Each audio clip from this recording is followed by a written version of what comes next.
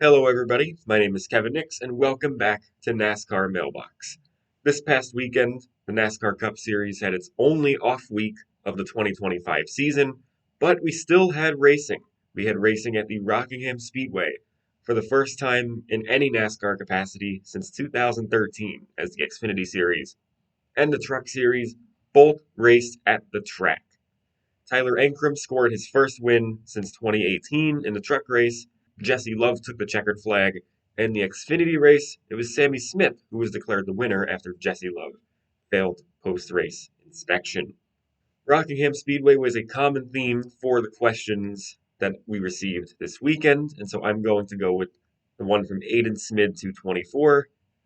How likely is it to go to Cup in the next 2 to 3 years? So I would it's hard to say for sure because with NASCAR and scheduling, there are very few options that are typically completely off the table. So, within recent years, NASCAR has done quite a bit of work with the schedule. They're much more open to modifying the current Cup schedule than they were in years past. So, obviously, we've seen this with the Clash. We've seen this with the Chicago Street Race. We've seen it with the Clash. We've seen it with the Chicago Street Race.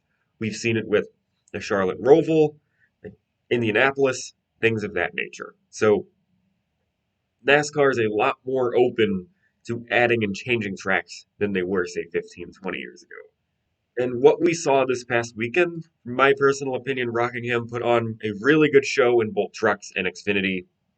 I know that we had quite a number of cautions at the end of the Xfinity race, but the race as a whole was quite solid. There were great battles all the way throughout. Obviously, Ankrum's fuel mileage win, the race is able to play out naturally, so that was really nice to see. And then Xfinity as well. It was really good. It was really good. Nick Sanchez and Jesse Love were having a great battle for a while. Same thing with Love and Ryan Sieg in the final stage before the rash of late yellows. So we saw some really great racing, and I think the track helped its case for being on the Cup schedule. Now, does that make it likely? Again, like I said, it's hard to say because NASCAR's thought process could be because obviously there are many different places that NASCAR always negotiates with, and we have no idea how many deals may fall through.